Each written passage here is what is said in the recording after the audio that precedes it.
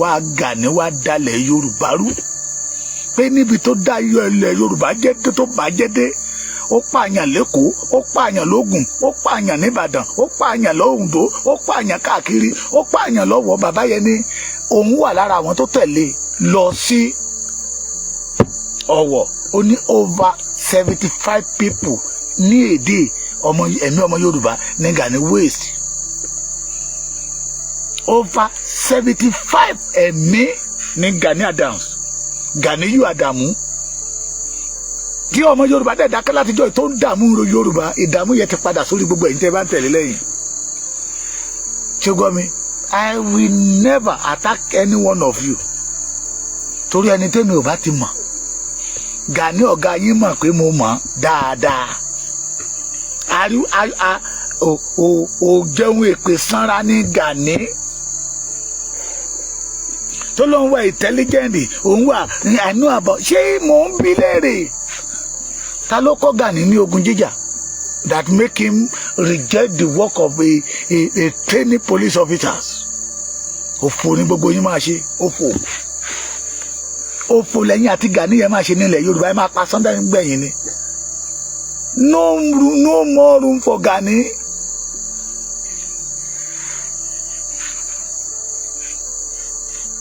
kò sí àyè fún ọmọ Tápà láti wá dalẹ̀ Yorùbá rú mọ́. kò sí àyè fún ọmọ Tápà láti wá máa jẹ gàba lé wa lórí mọ́. mo máa ń tẹnu mọ́ nínú ọ̀rọ̀ mi ní gbogbo ọ̀nà lọ́lọ́run ọba mi ti fi ohun gbogbo jí kíran Yorùbá. ìyà èèyàn ò jẹ́ Yorùbá nítọgbọ́n àwa la ní ti làákàyè Ọlọ́run fi jí kí wa. women's materials God give to the Yorùbás. àti ṣe ta máa wá olórí ogun tó wà níwárí àwa sọdá sí Tápà àwọn ọmọ tí àwọn bàbá wa kan gbà tọ́ tán gba bàbá wọn tọ́ tán daṣọ àṣírí bo bàbá wọn pé láyé ẹjọ́ wọn àná wọn máa pa olè ní táwọn bàbá wọn ò jẹ́ kán pa bàbá àti tiẹ̀ tó wá délé ní tó wá jẹ́ pé ìran Yorùbá gẹ́gẹ́ ló wá gbógun tì. the majority of you tẹ̀ ń tẹ̀lé Gani lẹ́yìn orí yín ti burú ọpọlọ yín ti yòrò. tẹ́sán pé APC nígbà Gani Adams ní ó lè ní gbogbo yín ó lè gbàtẹ́ ẹ̀ mọ̀tàn adá ẹgbẹ́ ẹlẹ̀ Oòduà People's Congress. bàbá Dr. Fẹ́dí Fáṣẹ̀hùn nígbà tó bá máa sọ̀rọ̀ ńgbà yẹn lọ́hùn kí n jẹ́ kí bàbá yẹn máa sọ̀rọ̀ kan ní Oòduà. ẹnìkan tẹ́lẹ̀ tó máa sọ̀rọ̀ kan máa ní Oòduà fún nílẹ̀ Yorùbá ní Ọ̀nìrìṣà. Gani gbéra ẹ̀ kalẹ̀ ó fẹ́ máa complete pẹ̀lú bàbá yẹn òfò ló máa ṣe òfò. We mean all of you. àwọn bàbá yẹn ronú dáadáa pé nígbà tí June 12 ṣẹlẹ̀ yìí tí a bá tètè múra ara burúkú làwọn ará bíbá máa dá nílẹ̀ Yorùbá. wọ́n pè mọ̀ pọ̀ wọ́n porí pọ̀ wọ́n pa làákàyè pọ̀ wọ́n pọgbọ́n pọ̀ wọ́n dá ẹgbẹ́ kan lẹ̀ tán pè ní Oòduà People's Congress fún ìjàngbara ilẹ̀ Yorùbá gẹ́gẹ́ bí ẹgbẹ́ akọ̀yà fún ìran Yorùbá. bí àwọn bàbá wa láyé àtijọ́ tán pera wọn ní Àgbẹ̀kọ̀yà tó kọ̀yà fún àwọn àgbẹ̀ wọ́n wá gbé ilé ìdídege ẹgbẹ́ akọ̀yà fún ìran Yorùbá. ẹ̀yin tẹ́ ẹ bá wà lẹ́kọ̀ọ́ 1994 1995 1996 kí wọ́n tó àtàkì ọmọ Yorùbá àwọn yẹn máa rò pé ẹ̀ẹ̀mejì ṣùgbọ́n gẹ́rẹ́ táwọn bàbá yẹn gba ọmọ àtọ̀rìnwá ọmọ Tápà ẹ̀mí Tápà wá yá ó wá bẹ̀rẹ̀ sí ń ta gbogbo àwọn bàbá yẹn nípa torí pé ọmọ Tápà ni torí pé wọ́n pè kó wá jẹ́ youth leaders. He started blackmail. Gani good in the propagandas. Gani Adams good in the propagandas. Bàbá Dr. Fẹ́dí Fáṣẹ̀hùn ti lọ ń ṣòṣèlú ní ẹgbẹ́ oníjàngbara kó máa kọ̀yà fún ìran Yorùbá ó ti kó lọ sí PDP wọ́n ti join PDP wọ́n ti join wá because he want to make people believe in him làwọn èèyàn fi yàtìlẹ́yìn ó gbógun ti bàbá oníbàbá o. Lára bàbá tó jáde ń jọ àná Adéṣọ̀kan ó wà lára àwọn tó gbé Gani lẹ́yìn. Bàbá kan jáde síta pé wọ́n jọ lọ sí Ọ̀wọ̀ ni, lára àwọn tó gbé Gani lẹ́yìn nìyẹn. At the end of the day bí Gani léèrè pé kí ló wá dọ̀dọ̀ Jonathan, bí Gani léèrè pé iṣẹ́ tó ń ṣe, owó tó ń ná, ilé iṣẹ́ wo ló dálẹ̀, business wo ló ṣe. Ó lọ ọwọ́ àwọn bàbá yẹn sẹ́yìn, ó sọ ẹgbẹ́ ajìjàgbara ilẹ̀ Yorùbá, ó sọ di ẹgbẹ́ business ara ẹ̀, he divide it to another place, ẹ wá máa pè ní jagunjagun. Ọ̀rọ̀ yín ti cast, ọ̀rọ̀ yín ti ṣe kíni, ó ti cast afẹ́fẹ́ ti fẹ́. Ẹ̀yin tẹ́ ẹ̀ bá tí mọ̀ pé Gani ń ṣe ọmọ Yorùbá, ẹ lọ wádìí ọ̀rọ̀ lọ́wọ́ àwọn àgbààgbà. Ẹ mọ̀ pé Gani yìí ṣe ara wa, àwọn arigidi. Bí mo ṣe máa ń sọ̀rọ̀ nísìnyí, ó pín arigidi sọ́nà méjì.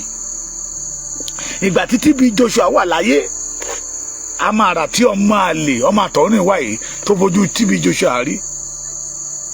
Tábà sì rí ọmọ ọ̀wọ̀ ọmọ lọ́wọ́ mẹ́dẹ̀ tẹ́tẹ̀ ń jẹran ẹdún tó ń tẹ̀lé Gani, a jẹ́ pé ọmọ àlè ni, torí Gani kógun wá sí Ọ̀wọ̀.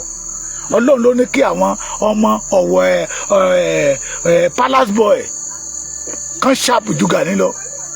Ní ọjọ́ yẹn ló sáré bí ehoro, ní ọjọ́ yẹn ló wọ aṣọ obìnrin jáde síta, ẹni tó sáfógun. Ẹ̀yin ọmọ ẹ̀ wá ń pè yàn kan ní ọmọ àlè. Ẹ̀yin tí ẹ lè sọ the genesis of the OPC, the purpose of the OPC, àwa lè sọ. Ẹjọ́ ìlú OPC lánàá ni ọ̀gá yín ó ajá ẹgbẹ́ kan wà ní àmẹ́ ní àwọn ọmọ Yorùbá tó wà ní abroad. Mo ti gbàgbé, ẹjọ́ tẹ́ bá wà lórí program ẹ̀ tó rán mi létí. Ó ajá kí ẹgbẹ́ yẹn mọ́ wọn lọ́wọ́ ni. Wọ́n ti ní president, wọ́n ti yan gbogbo yìí, ló bá ní dẹ̀dẹ̀dẹ̀ àfi tó bá sọ ọ́n di president. Pé tí wọ́n bá tilẹ̀ sọ ọ́n di president kan sọ ọ́n di kí lẹ ti ń pè live praetor ní kíní kan náà dánadáa yìí. Kí ló wá fà á? Ó nígbàrà tó ti gbọ́ pé wọ́n gbé ìrù ẹkùn jáde síta. Ẹbí Gani léèrè lára àwọn tó lọ àtàkì ilé Sunday Igboho tí àwọn ọmọ Gani ò bá síbẹ̀. Ẹbí Gani léèrè nígbà tí Sunday Igboho lọ sílé tí ò bá fi ìkan sórí ìjòkó fún Sunday Igboho, ó júra wọn lọ ní. Ẹbí léèrè. Ẹbí léèrè nígbà tí Sunday Igboho lọ sílé ẹ̀ láàrin Ìbàdàn pé Sunday Igboho bọ̀, he planned that two way, but Almighty God make him fail woefully. Ìyẹn Gani Adams ni o. Ọ̀pọ̀lọpọ̀ ẹ̀yin tẹ́ ń tẹ̀lé lẹ́yìn ló ti lu ayé ẹ̀yin mọ́lú, ló ti jayé ẹ̀yin mọ́ títí ẹ̀, ó jayé ẹ̀yin tó tún jayé ọmọ títí yín mọ́. Ìsọdá Guru Maharaj náà ti àtàkì Sunday Igboho torí pé ó sọ wípé òun lọ lé ẹ̀. Yes, OPU adáàbò yín bàbá mi, Gbénga Ayọ̀délé Oòduà, ẹ pa mí tì látijọ́ yìí. Ṣé ẹ ti jọ́ yín Gani ni? Èmi lè máa já yín gbà lẹ́yìn Gani, ẹ̀yin máa já yín gbà. Ẹ̀rí lẹ́ ń wò yìí o, Gani hijack OPU in UK. Bó ṣe hijack Yorùbá One Voice in Ireland. Bí Sunday Igboho ṣe yarí mọ́ àwọn yẹn lọ́wọ́ ní Guru Maharaj, nígbà tọ́mọ ọlọ́mọ máa délé ó ti fi ògùn sórí ìjókòó kó wá jáde níta kó wá dènà ẹ̀. He sent 8 man to Sunday Igboho kó tó wá bọ̀ sí Sunday Igboho mọ́lé. Pé now àti ìgbà yẹn ti the only way ni pé kí Yorùbá máa lọ, no problem, ó yá kí ni plan tó wà lẹ̀. Igboho tẹ̀ pé wá pé yes, Ìbà Gani Adams ti dé pẹ̀lú wa, ọ̀nà ti là, gbogbo àwọn ọmọ ẹ̀ wọ́n máa gé ní kankan. Ní Sunday Igboho àti ṣe nǹkan báyìí lẹ̀, àti ṣe nǹkan báyìí lẹ̀, àti ṣe nǹkan báyìí lẹ̀. Ọjọ́ kẹrin no, a week later náà wá bọ̀ sí ilé Sunday Igboho mọ́lé. Kí Gani wá jáde níta kó lóun mọ̀ nípa ẹ̀ ní kíní olórí burúkú bẹnu ẹyẹyẹ. ó lè balẹ̀ Yorùbá jẹ́, àṣírí ẹ ti tú nílẹ̀ Yorùbá. Alákàtẹ́ ẹ pa nìbàdàn tẹ́ sọ sínú epo gbígbóná. Bàbá Pópóọlá tẹ́ pa ní pálásì Onírìṣà. Bàbá Agboola ọmọ Òkè Ògùn tẹ́ pa ní ìpakúpa. Ẹ̀rí wa o, 75 Yorùbá people tí Gani wéèsì ní Ọ̀wọ̀ ní ọwọ́ àwọn sójà. Olórí jagunjagun ilẹ̀ Yorùbá nìyẹn o. Ọ̀gá ajìjàgbara ilẹ̀ Yorùbá tó ń gbógun ti Yorùbá, tó ń pa ọmọ Yorùbá bí ẹni pẹran. Ẹ wá ní inú ìyá wa dùn pé ká dìfẹ́ǹdì ilẹ̀ Yorùbá kí Fúlàní ó má ráyè pa wá mọ́. That is why tó fi jáde síta tó fi ń condemn Sunday Igboho. Èrè ìdí tó fi jáde síta tó fi ń condemn Sunday Igboho nìyẹn. Torí pé inú ojú ń ṣe inú dídùn bí Fúlàní ṣe ń pa ìran Yorùbá. Torí Núpé àti Fúlàní ìkan ni wọ́n. Ẹ máa gbọ́ mi ẹ̀yin ọmọ Yorùbá. Tẹ́ bá jọ wà ń bì kan, lóòótọ́ Yorùbá wọn ní Yorùbá máa ń gbẹ́ sí ara wọn bọ̀ kò síbi tí ìṣe ò sí. Tí ẹ̀yin àti Yorùbá bá ṣe ń ja, ẹ̀jẹ̀ yẹn sì máa sọ̀rọ̀. Kò sí bí àjòjì ṣe máa fẹ́ràn yín ju Yorùbá ẹgbẹ́ yín lọ. Gani ò hùwà bí ọmọ àlè o. He proved to us that he is a genuine ọmọ Tápà. Èrè ìdí tó fi ń open ọ̀nà nílẹ̀ àwọn Fúlàní so they can be able to enter the Yorùbá land and starting ṣe tó yẹ kán ṣe fún ọ̀nà Yorùbá. But when they know that Sunday Igboho has come back, ìbànújẹ́ bá ọkàn Gani. Mo ní wọ́n mọ̀, wọ́n gbàdúrà, wọ́n gbé gbogbo ọ̀nà kí Sunday Igboho mọ́ lórí ọ̀fẹ́ àti padà wálé. Yegede ojú tìyín. Lẹ́nu ọjọ́ mẹ́ta yìí, àwọn màálù ètùtù tẹ́ lọ rì mọ́lẹ̀ torí Sunday Igboho. Ìpà tí a ń kó ṣe. Bàrí Èkìtì, ìpà tí a ń kó ṣe lásán, ara ló fi ń san. Gbogbo ẹbọ tẹ́gbẹ́ nítorí Májà, Sọ́lá, Àdìsá, Ìgbòho, ara ló fi ń san. Kò sí Mùmú àti ọ̀dẹ̀ ni ò ní mọ̀ pé a gbé ọmọkùnrin yẹn wá láti wá pa ìran Yorùbá bẹ́ẹ̀ ní pẹran ni. Ọ̀rọ̀ tí bàbá wa ọba Ṣómólú Bàrígà sọ pé Àtíkù ló gbówó lẹ̀ tó fi jẹ oyè Ààrẹ Ọ̀nà Kakanfò, tó fi confuse bàbá wa Adéyẹmí Lámídì, kí Gani wá jáde síta kó wá dìnnà ẹ̀, kó bọ́ bàtà lẹ́sẹ̀, kó gbéra ìṣépè lórí ilẹ̀ Yorùbá pé Àtíkù ò fún un lówó, kó gbéra ìṣépè pé Àtíkù ò pé Jonathan, kó gbéra ìṣépè pé petition ò pọ̀ lórí òun tó fi lọ pé Jonathan pé àwọn èèyàn ti fẹ́ gba kínní lọ́wọ́ òun, kó bọ́ bàtà lẹ̀ lọ́mọ eléri ibú tó fẹ́ dalẹ̀ bàbá wa rú tí ọ̀pọ̀lọpọ̀ Yorùbá náà dẹ̀ ṣe ń tẹ̀lé lẹ́yìn.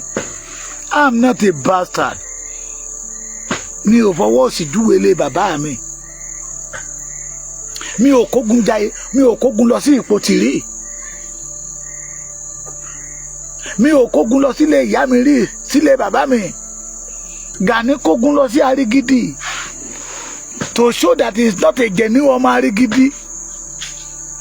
Yorùbá máa ń gbàlejò láfi ní kí Yorùbá ó wọ àlejò gbà. Ká jẹ́ kí mistake àwọn bàbá wa tàná kó kọ́ wa lọ́gbọ́n lénìí.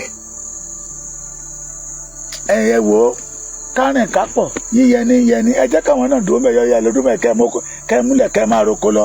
Kárìn kápọ̀ àwọn bàbá wa àná ló gba fámìlì Gani láàyè ní ilẹ̀ Yorùbá ní Gani ló wá ń pàtàn fọ́mọ onílùú. Ní Gani sọ̀rọ̀ ẹ̀dí ọba ní ilẹ̀ Yorùbá. Ọ̀pọ̀lọpọ̀ Yorùbá ò dé jókòó kẹ́rò. Gani was not a first Ààrẹ Ọ̀nà Kakanfò Ọ̀yọ́.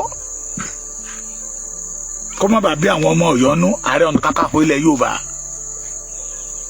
He was not a second, third. kì í ṣe number 10, the 15th. ẹ wá wá bí Gani léèrè òpònú ẹlẹ́nu ṣùrùkù ọmọ Tápà Ààrẹ Ọ̀nà Kakanfò wo ló jẹ bàrẹ̀ jíròrò ló jẹ kí akọgun ajagunà ààrẹ ọ̀tún bàrẹ̀ níyì Kakanfò oyè yẹn pọ̀ mo kọ́ síbi kan ẹ gbọ́ orúkọ oyè mi rádaràda pé nǹkan ti ṣe Yorùbá.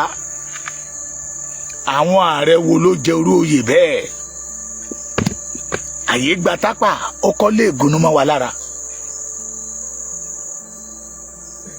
àbẹ́ ẹ̀gbọ́n mi bí àyè gba Tápà ó kọ́ lé ègúnú mọ́ wa lára. ẹ̀yin òpònú tí ó jẹ́ pé títí Gani máa fi gbélé bàbá yín tà mọ́ yín lọ́wọ́. this man gbogbo àwọn àṣà wa tó ti parun ló ń gbé jáde síta. he promote Yorùbá culture. Dìdìrìn nìyí kí ni mo pè yín? Dìdìrìn. You are a dìdìrìn. the òpònú. ṣé Kakanfò festival is part of our culture? It's part of our heritage àbí Kakanfò day? mo béèrè ni ẹ má bínú sá o. it is part of our culture kí olóyè ìlú gan ọ̀tún ìlú ò gbẹdọ̀ rí bá kábíyèsí lórí ìjókòó kó máa tẹ́wọ́ á dọ̀bálẹ̀ tán ni tí ò bá dọ̀bálẹ̀ tán kákò pé kábíyèsí go to Ọ̀wọ̀, go to Edo State, go to the Ilé-Ifẹ̀. àwọn ọba tí ń gbàdọ̀bálẹ̀ ọba nìyẹn. ẹni tẹ́ ló ń gbàṣà Yorùbá ga bó ṣe máa náwó sáwọn ọba rẹ̀. àti ẹ̀rí tó bá ń bọ̀ ní patí ẹ mọ̀ pé ààrẹ jọ̀lọ́ọ̀fù ni àwọn ọba míì á tún máa dìde fún níbi tó báyé ìran Yorùbá jẹ́dé. ẹni tẹ́ ló ń promote culture nìyẹn o. tó ní oyè tó ń jẹ òun ò gbẹ́dọ̀ dọ̀bálẹ̀ fún ọba ní ilẹ̀ Yorùbá is a symbol. King is a symbol to the Yorùbá race. la fi ń pè wá ní ọmọ aládé. adé títí wá yàtọ̀ sí adé tán fi páálí ṣe tán kó góòdì sí lára. adé títí wá yàtọ̀ sí adé China. adé ìṣẹ̀ǹbáyé tó ti wà more than 15,000 years ago. àwa ní ìran tọ́lọ́run kọ́kọ́ dà. where are we? why we allow? why the reason? mi mo yìnbó tí mo fẹ́ lò ní o. ẹ ṣáà máa lò ó ẹ máa lò sẹ́jẹ̀ o. that will make us allow Tápà boy tó dẹ̀ fẹ́ sọ̀rọ̀ ẹ̀ di kàràǹjẹ́gbọ́n mọ́ wa lọ́wọ́. that want to destroy the Yorùbás. tá a kákun sọ́run tá a fi ẹ̀gẹ́ sí stáàṣì agbádá sọmí darúgbó.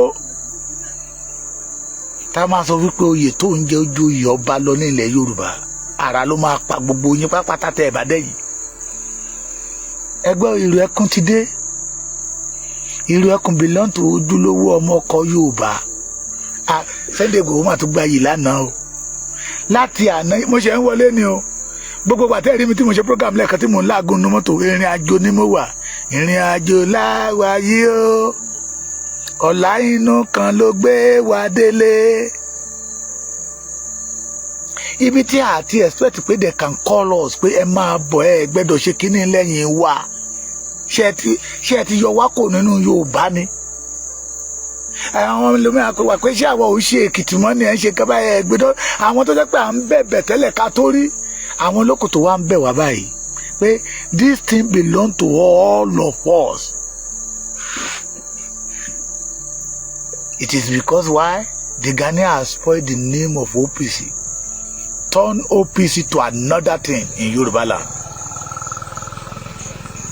And we are moving forward. We are moving forward. We are moving. Brother Lawrence Olamileka, I'm happy. We are moving forward. Tẹ́nìyàn kan bá pè mí lọ́mọ àlè lórí ilẹ̀ bàbá mi. Kẹ́ ẹni dákẹ́. No. We are moving forward.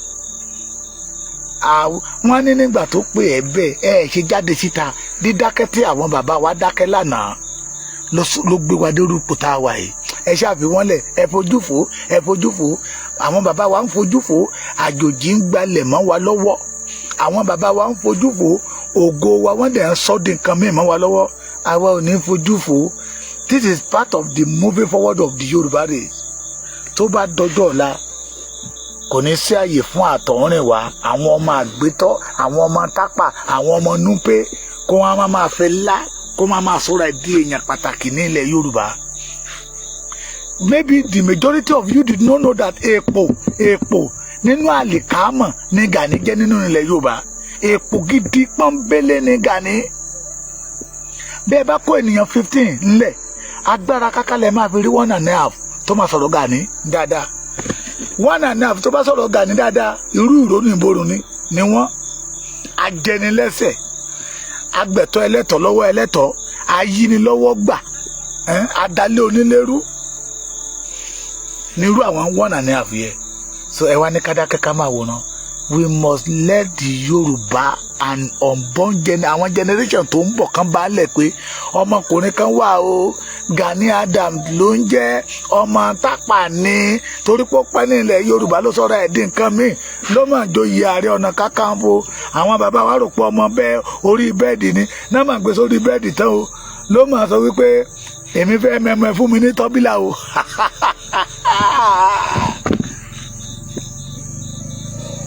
We must not keep quiet this time around. Torí ohun tó dára bá ti ń bọ̀ ní ilẹ̀ Yorùbá, Gani will make sure pé ó attack ẹ̀. Ó fẹ́ sọ̀rọ̀ ẹ̀ di àfẹ̀mí. À ń bí léèrè níbo ló ti kọ́ṣẹ́ ogun jíjà. Ogun wo ni Gani jà ní ilẹ̀ Yorùbá? Ogun wo? A sọ nípa riot o, OPC versus OPC Dr. Federal Fashion pẹ̀lú OPC Gani Adams fashion nìyẹn, riot nìyẹn. Ìyẹ́ wọ́n gbé yẹ kalẹ̀, Gani gbé yẹ kalẹ̀ láti reduce the population ọmọ Yorùbá ni, torí pé ó fẹ́ jẹ oyè, ó fẹ́ ṣẹ́rí ẹni tó bá fi agídí gòkè lójijì nírú wọn máa jábọ́. Lójijì nírú wọn máa jábọ́. Ó ṣe wá jẹ́ pé ìgbà tí Yorùbá bá ti rí nǹkan tó dára, mo sọ fún èèyàn kan lénìí, mo ní tó bá jẹ́ pé ó mọ̀ pé ìran Yorùbá máa láńtà ńlá kọjá ẹ lọ, ó yí Ààrẹ Ọ̀nà Kakanfò yẹ kò ní gbà á. Ó dùbà ehoro lọ́wọ́ 440 náà ló sá kúrò lọ́wọ́ 440, ó kúrò ní 220 440 láṣọ obìnrin ló wọ̀. So àwa ò ní sọ propaganda bó ṣe rí la ṣe máa sọ. So I'm not a bastard. Mo dárúkọ ilé bàbá mi, mo dárúkọ ìlú tí mo ti jáde wá. Ẹ lọ make investigation bẹ́ẹ̀. Wọ́n sọ fún ẹ pé that boy is a complete genuine authentic Èkìtì man tó dẹ̀ sàn. Èkìtì tẹ́kìtì bá ti rí pé olódodo lélẹ́yìí tó bá máa tẹ̀lé ẹ, á tẹ̀lé ẹ tán ni. Ẹni bó bá jẹ́ ọba ìlú ni mo rí tó tàsí àgẹ̀rẹ̀ sí Sunday Igboho, irú ọba bẹ́ẹ̀ máa fi mú ẹ̀fọn fèrè, torí ẹni tọ́lọ́run ọba mìíràn ni. Ẹ̀yin náà ẹ wò 2001, 2002, 2003, 2004, 2005. Gbogbo wa la mara táwọn Fúlàní dá nílẹ̀ Yorùbá. Ìyá mi ẹ kú ọjọ́ mẹ́ta, ìwà pẹ̀lú ẹwà yín ò ní bàjẹ́ láṣẹ Olódùmarè. Ìwà yín kò ní bà ẹwà yín jẹ́, bẹ́ẹ̀ ni ẹwà yín ò ní bà wà yín jẹ́. Ọdún 5 ni Fúlàní fi ń ṣe wọ́n bó ṣe wù wọ́n.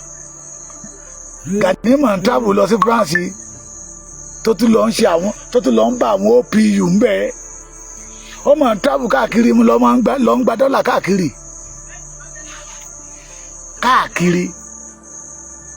Fúlàní dẹ̀ ń pa everybody lọ. But he good in information.